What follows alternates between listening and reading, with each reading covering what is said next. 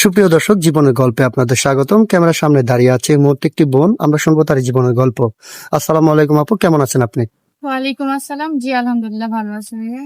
ভালো আছেন? আপনার নাম কি আর কোথা থেকে এসেছেন? জি, আমার নাম হচ্ছে জান্নাত। আমি আসছি কিশোরগঞ্জ থেকে। কিশোরগঞ্জ থেকে এসেছেন। জি। যাই হোক, আপনার নাম জান্নাত। মাশাআল্লাহ, আপনি অনেক সুন্দর এবং আপনি পর্দায় করে আছেন।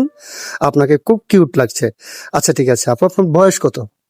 জি ভাইয়া, আমার বয়স হচ্ছে 21 বছর। 21 বছর বয়স। আপনার বিয়ে শাদী হয়েছিল? না ভাইয়া, বিয়ে শাদী হয় নাই। বিয়ে শাদী এখনো হয়নি? আপনি তো মাশাআল্লাহ অনেক সুন্দর। আপনার কি জন্য এখনো বিয়ে শাদী হয়নি? যে আমার বয়স যখন 10 বছর তখন আমার বাবা মা হারাইছি। তারপরে দাদির কাছে ছিলাম।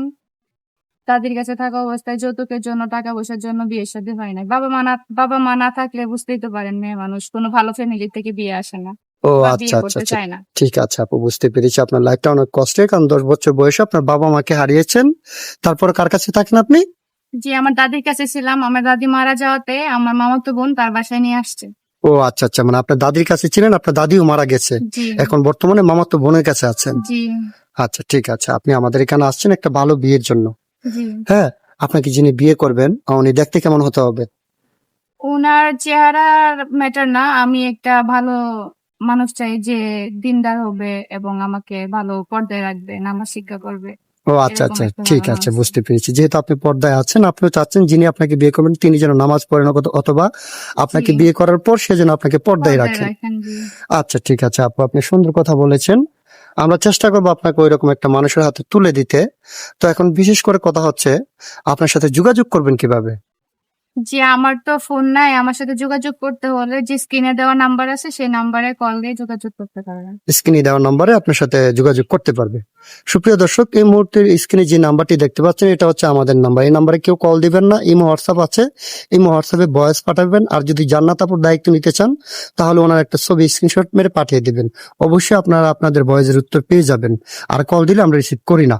আচ্ছা ঠিক আছে আপু, আপনি সুন্দর কথা বলেছেন। আমরা চেষ্টা করব আপনাকে ভালো মানুষের কাছে যেন বিয়ে হয়। তো এখন কথা হচ্ছে, আমাদের এখানে কিন্তু 40, 45, 50 বছর ভাইয়ারা ফোন দেয়, যাদের স্ত্রী মারা গেছে, চইলা যায়, বাচ্চা কাচ্চা হয় না। হ্যাঁ, ওইরকম ভাইয়েরা, ওইরকম কোন ভাই যদি আপনাকে তার দ্বিতীয় অথবা তৃতীয় স্ত্রী বানাতে চায়, আপনি কি বিয়ে বসবেন? হ্যাঁ, অবশ্যই। বস বিয়ে বসবো, শুধু একটু ভালো হলে হবে, যাতে দিনদার হয়, এরকম ভালো মনের একটা মানুষ হলে হবে। আমার দুবেলা দুমুঠো খাইতে পারলেই এবং সুখে শান্তিতে থাকতে পারলেই হবে।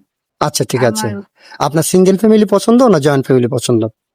ছোটবেলা থেকে বাবা মা হারা, জয়েন্ট ফ্যামিলি হইলেও ভালো। আর যদি সিঙ্গেল ফ্যামিলি হয়, এটা তো ওনার যদি ফ্যামিলিতে তো কেউ না থাকে তাহলে আমার সিঙ্গেল ফ্যামিলি তো সমস্যা নাই, কিন্তু জয়েন্ট ফ্যামিলি হইলে আমার তাতেও কোনো সমস্যা নেই। আচ্ছা আচ্ছা, ঠিক আছে আপু, আপনার জন্য আমরা অবশ্যই মন থেকে দোয়া করব যেন আপনাকে ভালো মানুষ বিয়ে করেন। আপনি ভালো থাকবেন, সুস্থ থাকবেন। আল্লাহ হাফেজ।